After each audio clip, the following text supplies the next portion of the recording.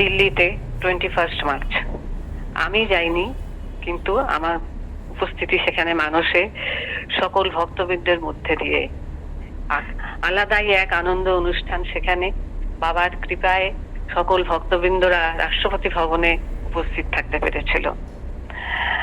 হ্যাঁ, শ্রীমৎ স্বামী শিবানন্দ বাবার পদ্মশ্রী পুরস্কার।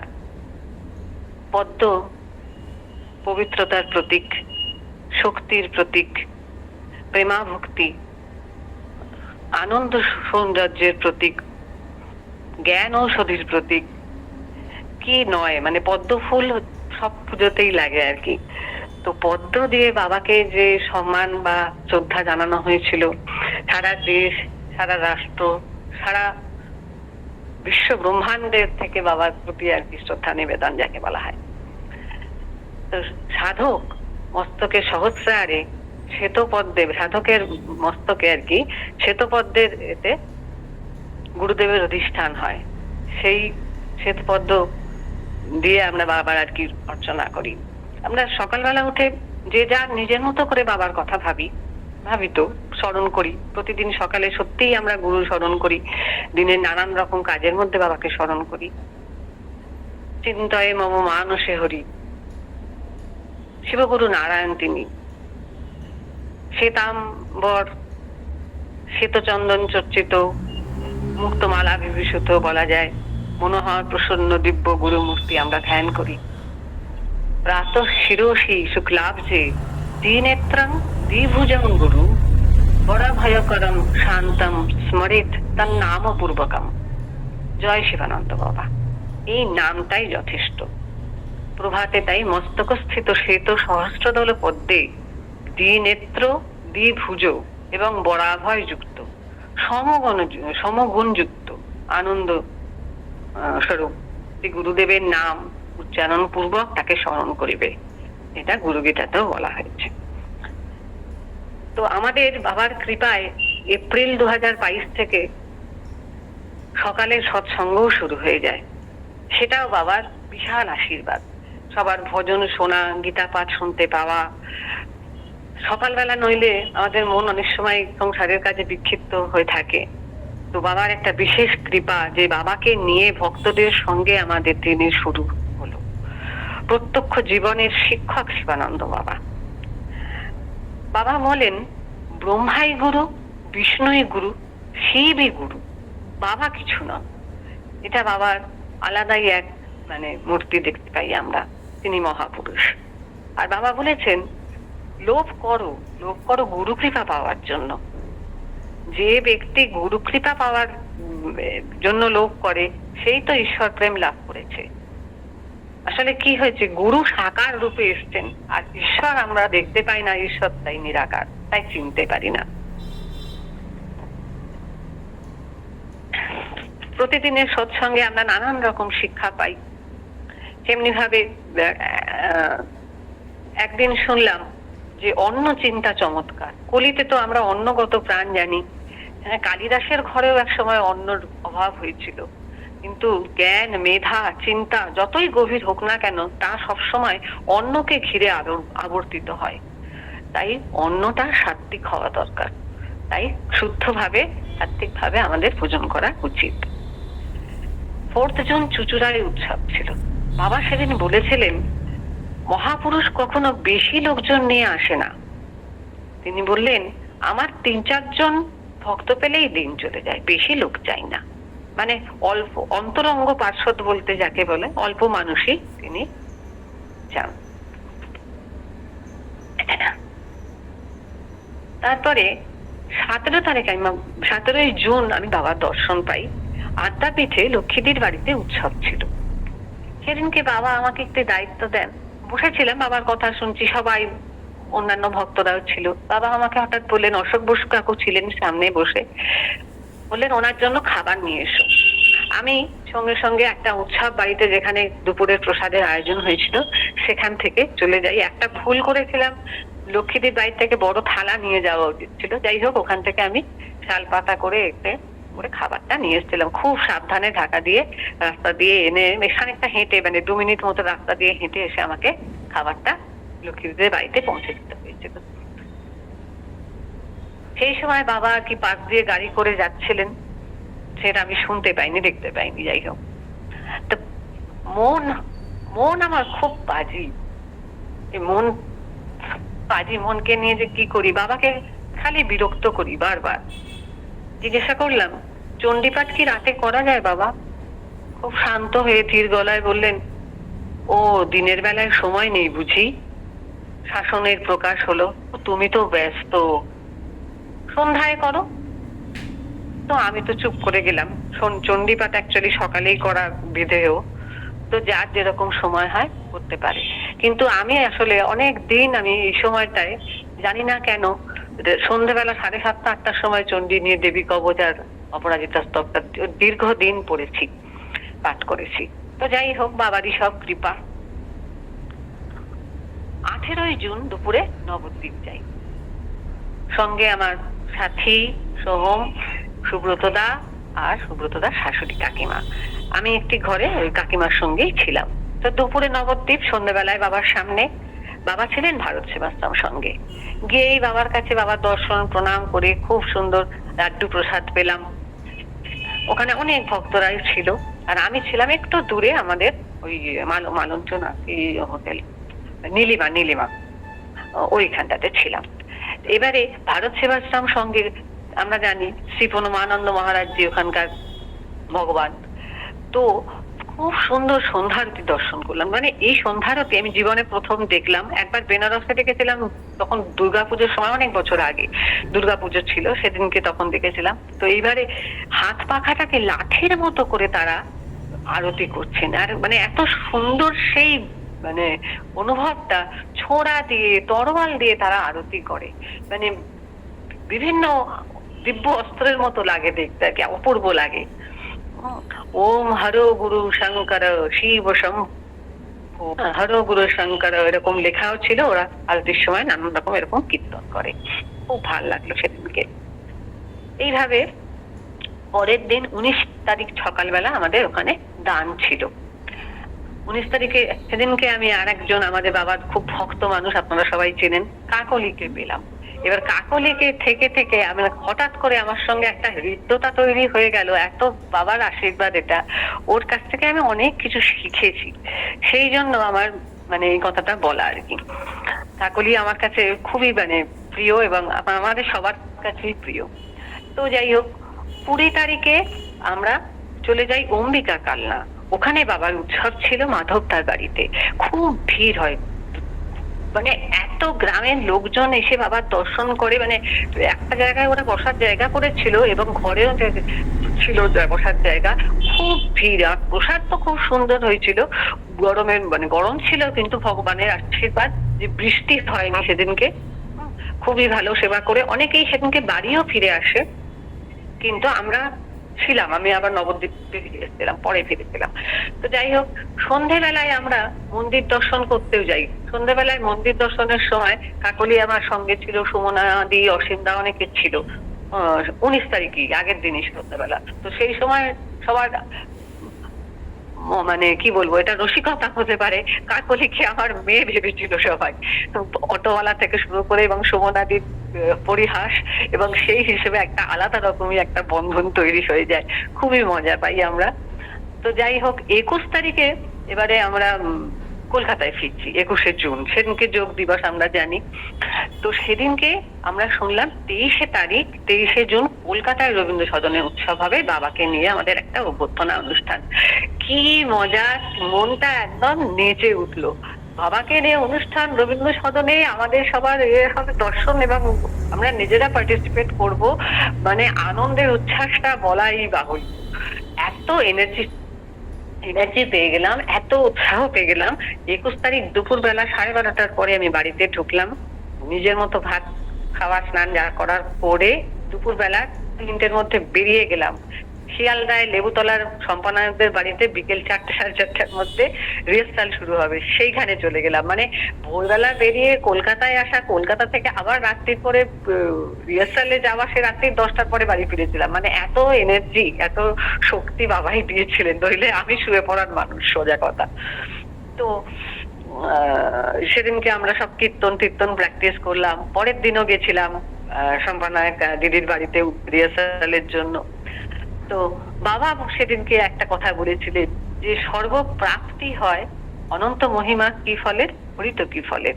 অনন্ত ফল অনন্ত মহিমা তার, মানে অন্ন বস্ত্র সংস্থান সবকিছুর উনি অভাব ঘুচিয়ে দেন এই হরিতকি দেবী আর কি। হরিতকি ধন পাবে, সব পাবে, গুরু কৃপা পাবে, এই হরিতকি ফলের তার অনন্ত মহিমা। আর সৎসঙ্গে আবার এটাও শুনেছিলাম, তখন বাবা শ্রীরামপুরে ছিলেন অ্যাকচুয়ালি, এই 22 তারিখে 23 তারিখে বাবা শ্রীরামপুর থেকেই রবীন্দ্র সদনে এসেছিলেন। তখন গোপাল মামা, কুলমণি মামা এবং আরো অনেক ভক্ত বাবার সাথে শ্রীরামপুরে ছিলেন। তো বাবা তখন সূর্য প্রণাম করার নিয়েও বলেছিলেন এবং অনেক যোগ ব্যায়ামের নিজে করে দেখিয়েছিলেন, এবং ওখানে বাবার একটা রিপোর্টার এসে আর কি সেটা রেকর্ড হয়, বাবার ভিডিও করা হয় যোগ ব্যায়ামের। আর বাবা আমাদের সকালের ভক্তদের যে আলোচনা হয় তাতে বাবার আলোচনা হয় যে সৎ চিন্তা, এই যে সৎসঙ্গ নিয়ে সৎ চিন্তা থাকলেই আসল উন্নতি হয়। সঠিক সময় সবাই যুক্ত হয়েও সঠিক সময়ে মিটিং শেষ করবে, এই যে ডিসিপ্লিনড পয়ানুবর্তিতা, তার জন্য উৎসাহ চাই, ধৈর্য চাই, অধ্যাবসায় চাই। তো সবকিছু মিলিয়ে একটা মাধুর্য আসবে। তো সেই রকম ভাবে তোমরা সৎসঙ্গটা চালিও। তো বাবার আশীর্বাদে আমরা এখনো পর্যন্ত চালাচ্ছি এবং সারা জীবন চালাবো। 23শে জুন আমরা সন্ধ্যাবেলায় না, দুপুর বেলায় সবাই আমরা রবীন্দ্র সদনে পৌঁছে যাই। আর বাবা এসেছিলেন বিকেলের দিকে, আর কি উৎসবটা ছিল বোধহয় 5:30 থেকে। তো আমাদের বিশাল আনন্দের আমরা রাত্রে অনেক যোগ ব্যায়াম প্রদর্শনী হয়, গান হয়, অন্যান্য সবাই ভক্তরা বাবার কথা বলেন। হ্যাঁ, সবকিছু শুনতে শুনতে আমাদের গানের যে এটা হয় গুরু গীতি এবং নারায়ণ বন্দনা, সেটা প্রায় রাত্রি 9টা।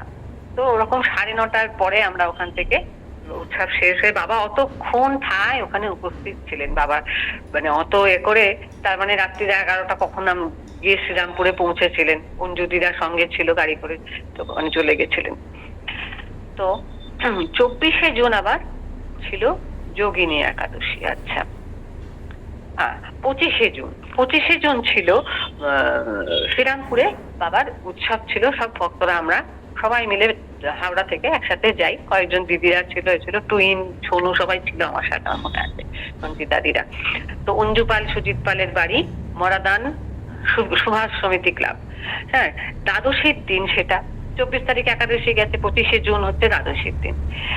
বাবাকে সেবা করতে দেখলাম আমি, একদম সামনে বসে, ছাতে বসে খই নিলেন এক বাটি, বাঁধাকপি বাটা আর শুক্তো সবজি করা ছিল, সেই দিয়ে বাবা দুপুরের সেবা করেন। আর বাবা সেদিনকে সকল ভক্তদের মধ্যে বারবার পাঠ করছিলেন, নিজে পাঠ করে আমাদের সবাই মানে সমবেত পাঠ করি আমরা সেদিনকে গুরু মানস পূজা, সূর্যার্ঘ্য মন্ত্র আর পিতৃ ষোড়শী মন্ত্র। এসব কটা আমরা বসে বসে বাবার সাথে সাথে পাঠ করি, এবং বই ধরে ধরে বাবা ওটাকে আমাদের যেন ক্লাসে যেন শিক্ষক শেখাচ্ছেন এইভাবে উনি আমাদের করেন, পাঠ করান আমাদের দিয়ে।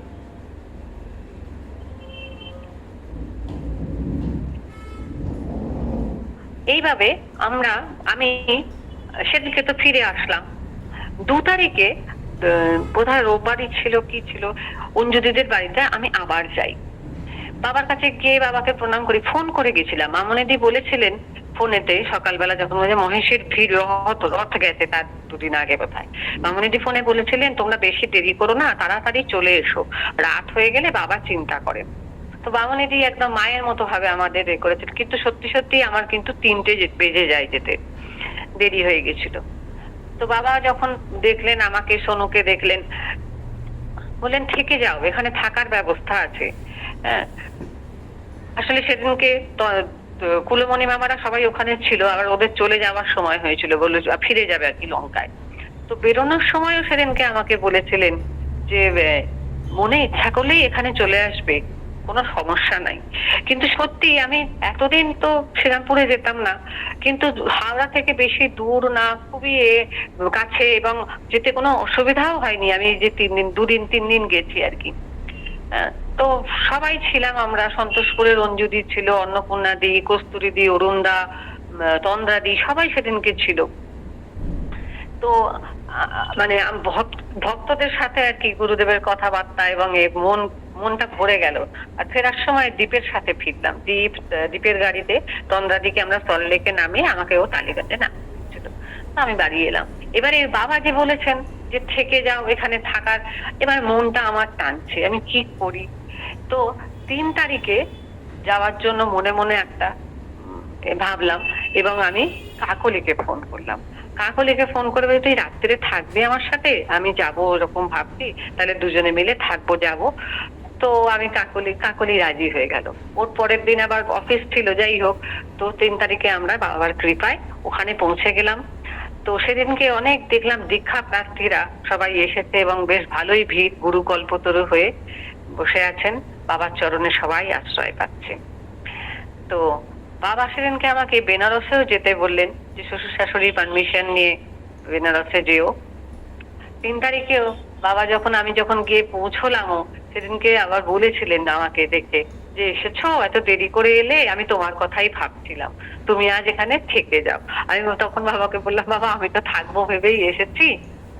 তো মনটা খুব খুশি হয়ে গেল। তো আমরা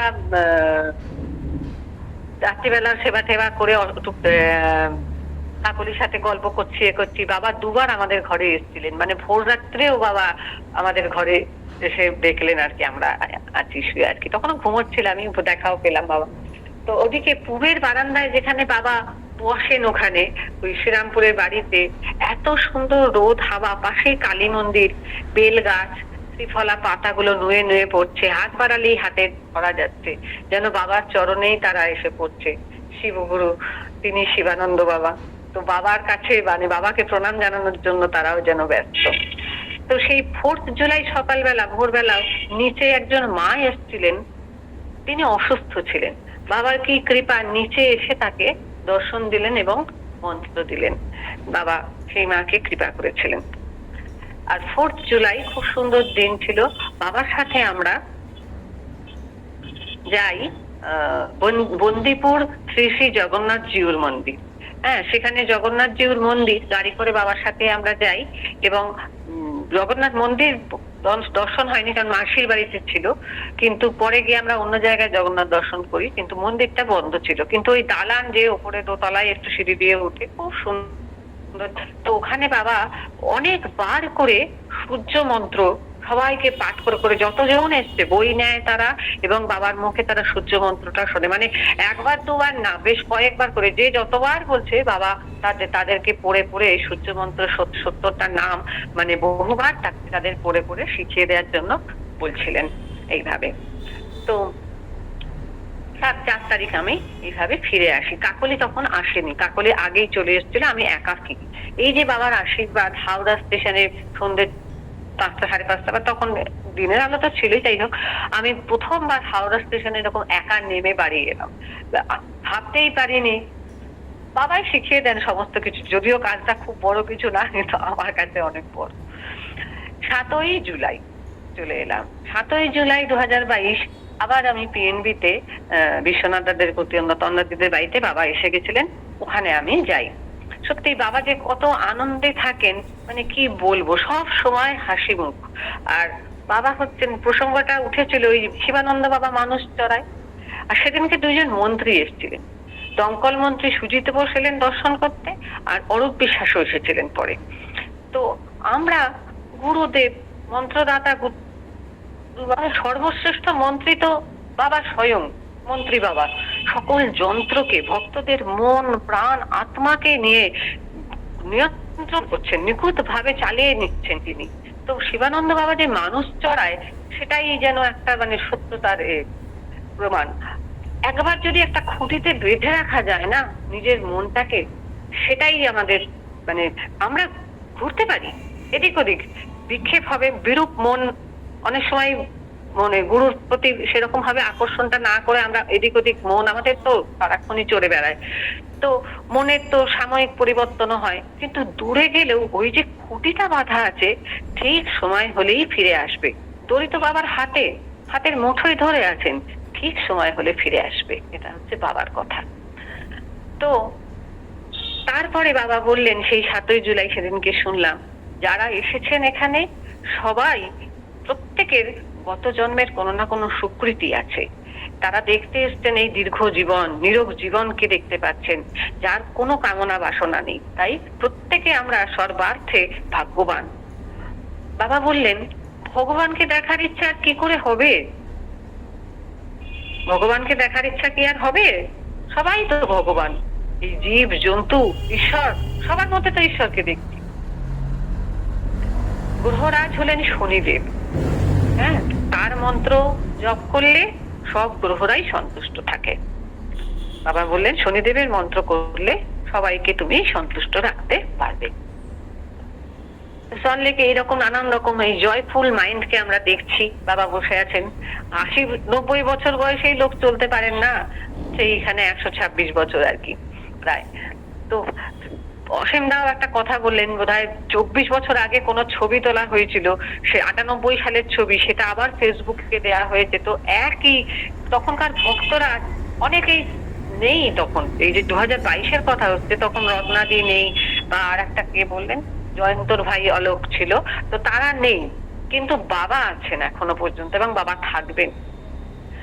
এবার প্রসঙ্গ আর একটাও হলো যে আগের জন্মে যা করেছি সেটার ফল আমরা পাচ্ছি, এখন আমি যা করছি তার ফলটা আমি পর জন্মে পাবো।